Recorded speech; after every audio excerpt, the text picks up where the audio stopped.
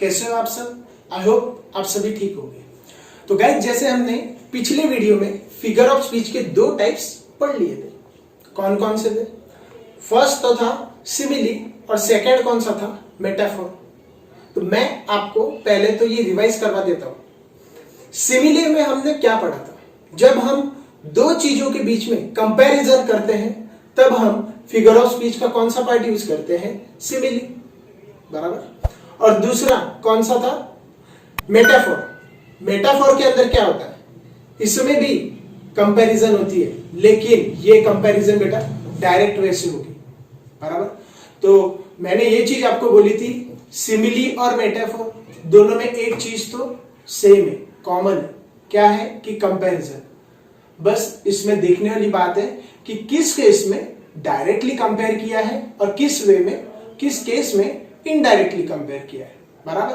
तो सिमिली के केस में हमेशा हम इनडायरेक्ट वे से कंपैरिजन करते हैं, ये उसके जैसा है, बराबर। तो ये इस टाइप के जो एग्जांपल्स होते हैं ना, ये हमेशा सिमिली के अंदर आते हैं, जो मैंने आपको प्रीवियस वीडियो में समझा भी दिया था। और सेकेंड एग्जाम्पल में क्या, सेकेंड पार्ट के अंदर क्या हमने किया था? जो मेटाफोर के अंदर बोला था मैंने कि ये इंसान एग्जैक्टली वही है, ऐसा अगर बताना है, बराबर। जैसे मैं अगर बोलूं कि जब आपको आपके टीचर्स गुस्सा हो जाते हैं ज्यादा, तो क्या बोलते हैं कि यार ये क्लास एकदम मार्केट बना के रखा है, this class is a market.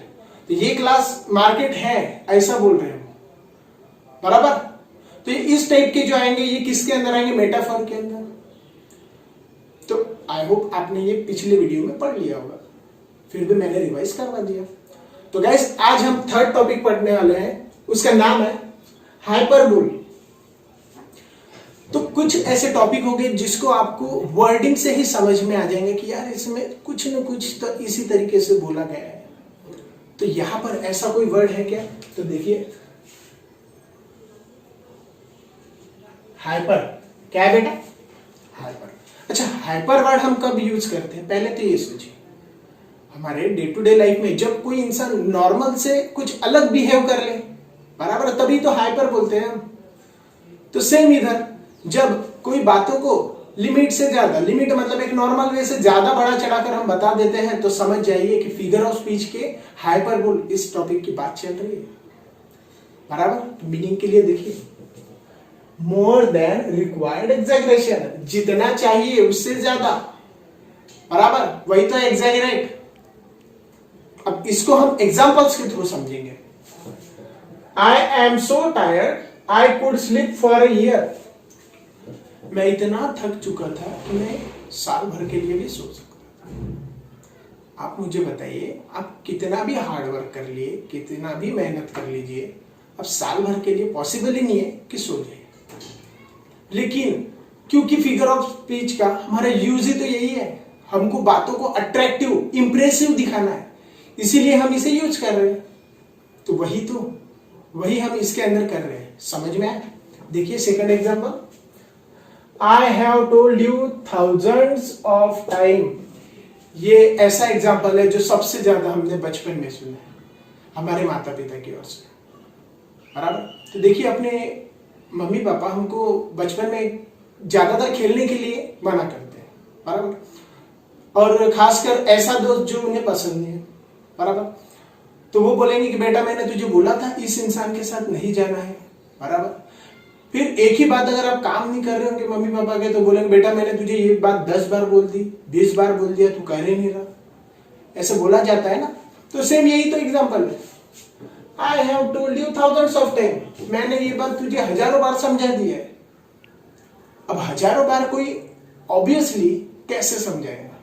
एक ही बात, कोई भी इतना पेशेंस किसी में नहीं है कि एक बात को 1000 बार रिपीट करे। लेकिन हम ये फिगर ऑफ स्पीच पढ़ ही इसीलिए रहे कि ये बातों को और अट्रैक्टिव दिखाए, इसीलिए ऐसे वर्ड्स यूज किए जाते हैं, बराबर। आई होप आपको समझ रहा होगा। और एक example, even death couldn't beat down. उसने क्या क्या दिया है उसमें? देखिए एक बार, even death couldn't beat down, उसने मौत पर जीत हासिल की, बराबर। अब इसको अगर आप डायरेक्टली बोल सकते थे कि वो बाल बाल मरते मरते बच गया, इसका मतलब यही है ना, लेकिन उसको इस तरीके से नहीं बोलना है, उसको थोड़ा इंप्रेसिव लैंग्वेज में, अट्रैक्टिव लैंग्वेज में बताना है। तो वो इसीलिए इस तरीके से उसने बताया है। तो आई होप कि आपको हाइपरबोल ये टॉपिक समझ गया होगा। तो हाइपरबोल में क्या है कि कोई बातों को एक लिमिट से ज्यादा हम बढ़ा चढ़ाकर बताते हैं, बराबर। उसी के लिए एक वर्ड कौन सा बोला मैंने, more than required exaggeration. I hope कि आपको हाइपरबोल ये टॉपिक समझ गया होगा, बहुत इजी है। अब इसी तरीके से नेक्स्ट टॉपिक है, उसका नाम देखिए एलिट्रेशन। क्या है नाम, एलिट्रेशन। तो बेटा पहले तो मैं आपको बता दूं कि जिस तरीके से हमने सिमिली और मेटाफोर पढ़े थे, एग्जैक्टली दोनों एक दूसरे के अपोजिट थे। आपने गौर किया होगा, कंपैरिजन दोनों में थी, लेकिन किसी में अगर डायरेक्ट थी तो किसी में इनडायरेक्ट थी। सेम इधर भी है। क्या कौन कौन से है वो देखिए, एलिट्रेशन और रिपीटेशन, बराबर। अब सवाल आया कि sir what is mean by alliteration and what is mean by repetition. तो बेटा एलिट्रेशन का मतलब होता है जब एक सेंटेंस के अंदर किसी लेटर का साउंड बार बार मल्टीपल टाइम्स रिपीट हो, it means more than one, बराबर। तो यही मैंने लिखा है, देखिए when more than one word begin with same sound, बराबर। एक से ज्यादा बार सेम साउंड रिपीट हो रहा हो, यही चीज मैं बोल रहा हूं। अब इसको आप एग्जांपल के थ्रू और समझ लीजिए। Little Lalit likes cricket. यह ल जो हिंदी में बोलते हैं, मराठी हिंदी में जो भी, ल का उच्चार देखिए मल्टीपल टाइम्स हो रहा है। देखिए लिटिल ललित लाइक्स, एक से ज्यादा बार, यही तो बोला है। देखिए मोर देन वन, 3 बार यूज हो रहा है, बराबर। सेकंड एग्जांपल देखिए, आंटी एट एन एप्पल। ए का प्रोनाउंसिएशन साउंड मल्टीपल टाइम्स, कितने टाइम्स हो रहे हैं देखिए, 1 2 3 4 टाइम्स ए का साउंड रिपीट हो रहा है। आई होप बहुत इजी टॉपिक है, आप समझ गए होंगे। फिर भी लास्ट एग्जांपल इसका, ब्राइट बर्ड फ्लू। यहां पे भी ब्राइट और बर्ड एक से ज्यादा बार, 2 बार मतलब आई होप एक से ज्यादा बार ही होते हैं। तो आई होप ये आपको समझ गया होगा। तो सिंपल से शब्दों में मैं क्या बोल रहा हूं कि जब एलिट्रेशन की बात आती है तब एक सेंटेंस के अंदर साउंड एक से ज्यादा बार रिपीट होता है। अब हम पढ़ेंगे रिपीटिशन। बेटा मैंने एक चीज बोला अभी कि कभी कभी आपको वर्ड भी कुछ तो भी मतलब बातों को समझा देते हैं। तो रिपीटेशन, रिपीट, बराबर। तो वहां पर अगर साउंड रिपीट हो रहा था तो यहां पर सेंटेंस में वर्ड रिपीट होगा। देखिए रिपीटेशन का मतलब होता है same word repeat in a sentence. एक सेंटेंस के अंदर एक ही वर्ड एक से ज्यादा बार रिपीट होना, इट मीन्स रिपीटेशन, बराबर। Happy by midnight, happy by day. यहां पे हैप्पी ये ऐसा वर्ड है जो एक से ज्यादा बार रिपीट हो रहा है। आई होप आप क्लियर है। फिर I felt happy when I saw others happy. यहां पर भी मुझे बताइए, हैप्पी ऐसा वर्ड है जो एक से ज्यादा बार रिपीट हुआ। तो मैं उम्मीद करता हूं कि ये टॉपिक आपको समझ गया होगा। जैसे हमने अपना सिमिली और मेटाफोर इन दोनों को कंपेयर किया था, बराबर, वैसे ही हम किसको, एलिट्रेशन और रिपीटेशन, इसको भी कंपेयर करेंगे। तो देखिए क्रक्स, जब एलिट्रेशन ये एग्जैक्टली अपोजिट है किसका, तो रिपीटेशन का। मैं यही बात समझाया आपको। एलिट्रेशन में सिर्फ साउंड रिपीट होता है, वही रिपीटेशन के अंदर वर्ड रिपीट होता है, बराबर। कल जो पढ़े थे वो देखिए, सिमिली में कंपैरिजन ये इनडायरेक्ट वे से होती है, वही मेटाफोर में डायरेक्ट वे से होती है।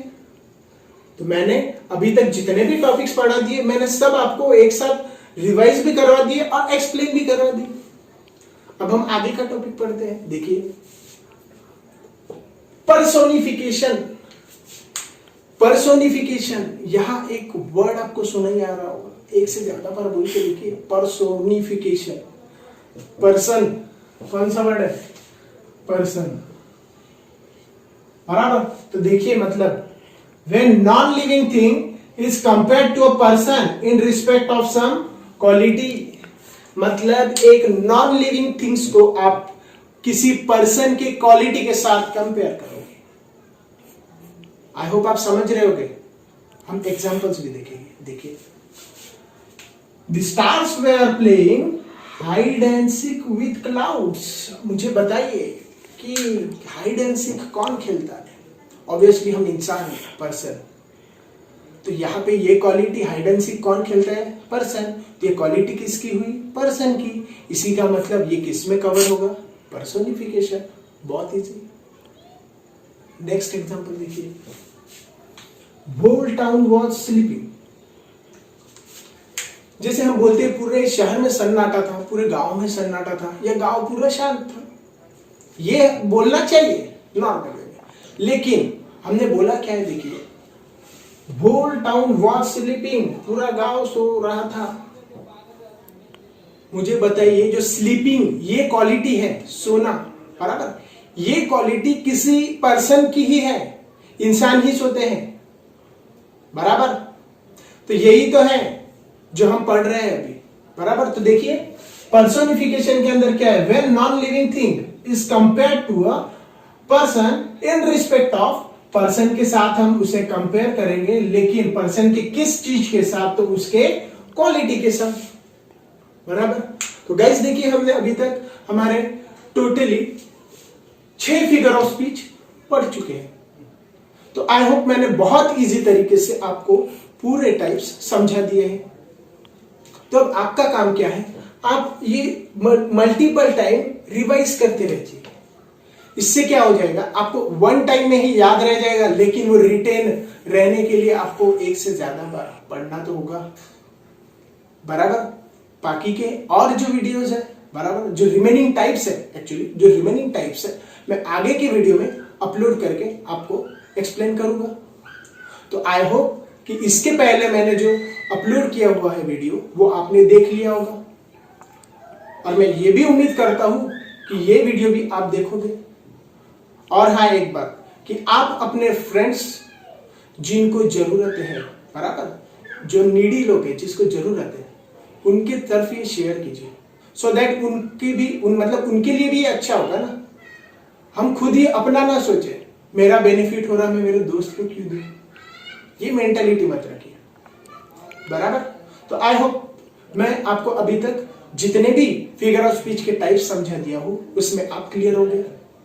तो गाइस चलिए हम नेक्स्ट वीडियो में मिलते हैं नए जोश और जुनून के साथ। ओके।